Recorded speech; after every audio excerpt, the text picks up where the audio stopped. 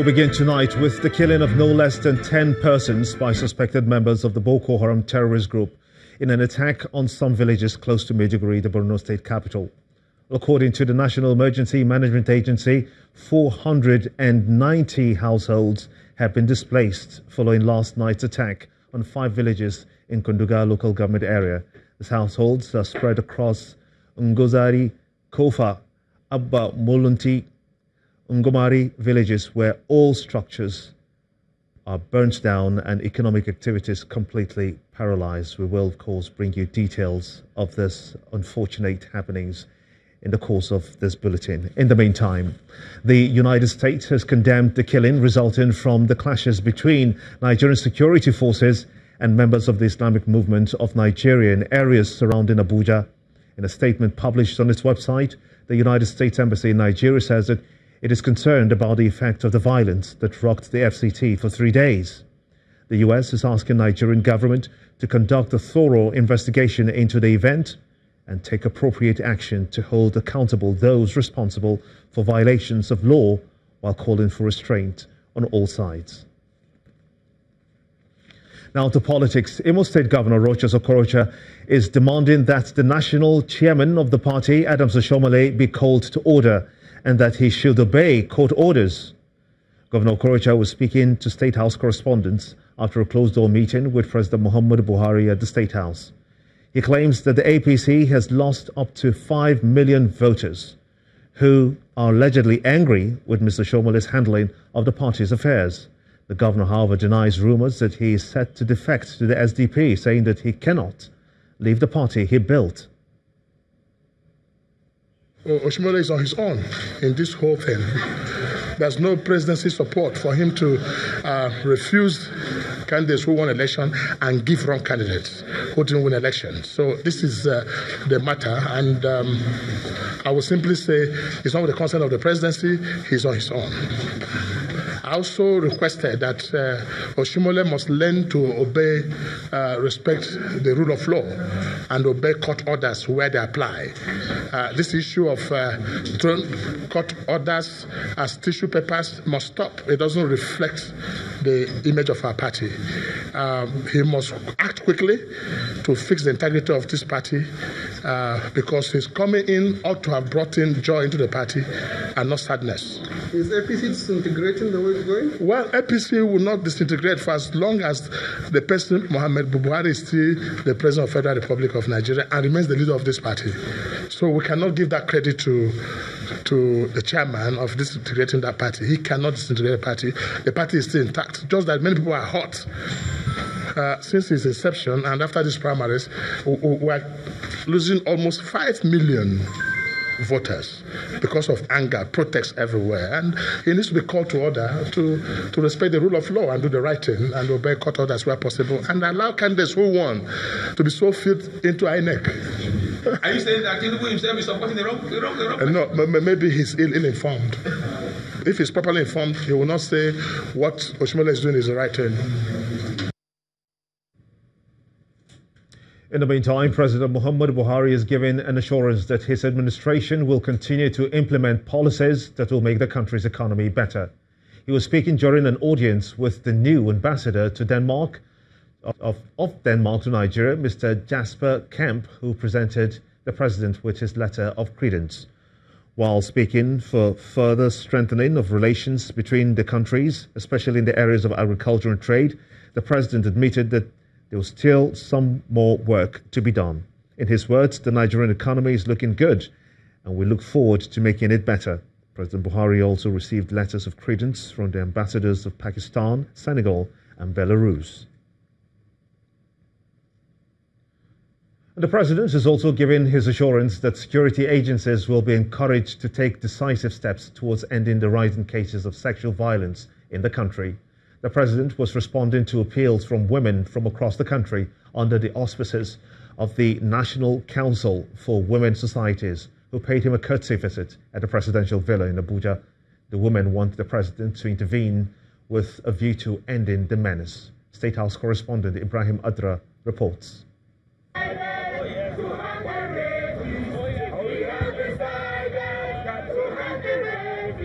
Nigerian women expressing anger over alleged serial rape of a teenager, Pt.1, who later died of VVF complications. This rage against yet another news of sexual violence and molestation is taking to the presidential villa, albeit without placards. The women under the umbrella of the National Council for Women's Societies were at the presidential villa. I am speaking on behalf of the Nigerian women. The president of the council believes the Buhari administration has some good policies. We congratulate you, sir, on your achievements so far in various spheres. Your administration's school feeding program will ensure that our children stay in school and improve enrollment. They also came armed with a long list of demands, from 35% representation in appointive position to economic empowerment, and a cry for the president to step up fight against sexual violence. There is hardly a day that we do not read about sexual molestation, rape, assault and killing perpetrated against girls and women. The women also want government to set up skills acquisition centers in the 6 geopolitical zones to cater for their members. I have appreciated. President Buhari then responded, taking on the issues of agricultural loans, appointments, and efforts of government in tackling rising cases of sexual violence. I asked the Ministry of Agriculture to go to states, identify people with the cooperation of local leadership and give loans. It worked very well 2 previous years, and we saw it practically. I have taken note of the observation you made about abuse of women in ID camps. I think I'm encouraging the police to be much more efficient, and I think something is being done about that. Songs of solidarity with the president rent the air.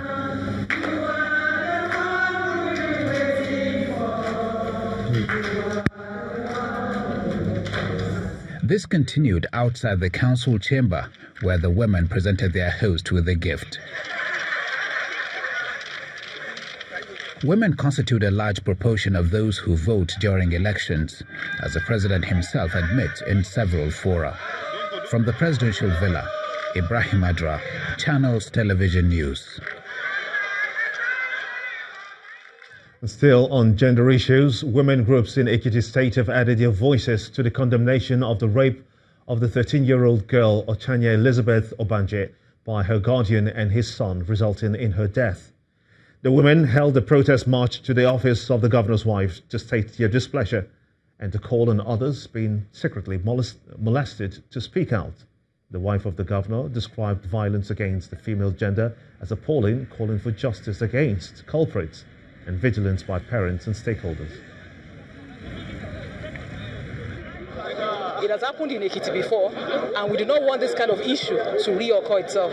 That's why we are out on the streets this morning to sensitize our parents to take care of their girl children the more, to tell them what to do and what not to do, and to speak out, especially when they are being abused by our so-called uncles and our so-called daddies. We realize that there are so many other Ochanya in the streets that we don't even know. Many have died due to sexual molestation. Many are dying in silence. And why is it so? We have to cry out that enough of stigmatization. If we had not stigmatized these people, many of them would have cried out. And instead of going around mourning the death of this young girl, maybe she would have been saved.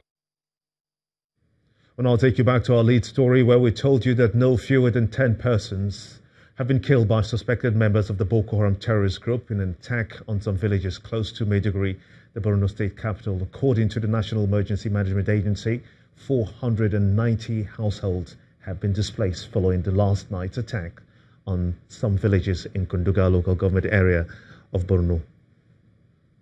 The looks of anguish and bewilderment on the faces of these women show they've just been through a harrowing experience. Their community has been ripped apart by gunmen who came in the dead of the night with guns blazing. By morning, the level of destruction becomes clear, throwing the entire village into a higher panic mode. and this was felt in 4 other villages on the Konduga local government area of Borno State, northeast Nigeria. The attackers left their trademark wherever they lay siege: burnt homes, vehicles, animals, and people. This grenade had a destructive intent, but that plan did not materialize. Villagers recalled how they had to flee for their lives from the bullets of their assailants. When they came, they had 5 or 6 cars with motorbikes and bicycles in their hundreds. They blocked the roads from the east and western axis. Then they started firing and burning everywhere. We now fled and jumped into the river. The bullets were flying over our heads. They came with a variety of guns. One person could carry 2 guns. And they were all children. The 8 people that died, 5 of them were killed by the fire. The rest were shot and killed. Others may have died in the river, and we are yet to determine the state they are in. Everyone is moving in different directions, trying to decide which way would lead to safety. Others still make attempts to salvage whatever they can from the rubble. These children grab a little time to play. It might just be the best way they can push the horrific night out of their minds. Not far away is this internally displaced camp, which was also hit by the insurgents. The story here is the same: sorrow, tears, and blood. Around 8, we started hearing gunshots everywhere. Then the security men at the gate started exchanging fire with them, but their firepower was not as strong as that of the Boko Haram, because the Boko Haram had big guns, GPMG. Then they entered the camp and started firing everywhere and covered the 2 villages and this camp, and they started burning all the houses and firing shots at people. A man selling yogurt was killed by a flying bullet. There are more than 100 because they came with big trucks and tata and looted food items from the camp. Soldiers have moved in to calm the situation, and villages are made to walk with hands raised. The number of the dead is so far placed at 10, but that may change as some people are reported to have drowned in an attempt to swim away from the danger. As the villagers gather to figure out their next move, they know their future is one of uncertainty, as their fate will once again be in the hands of the authorities that promised to keep them safe. That was until the gunmen shot that pledge out of the sky. In part 2, after the break, lawyers seek prosecution of Senator Iyinaya Baribe, Femi Fani-Kayode and 5 others for allegedly aiding bail violation of IPOB leader Nnamdi Kanu. Please stay with us.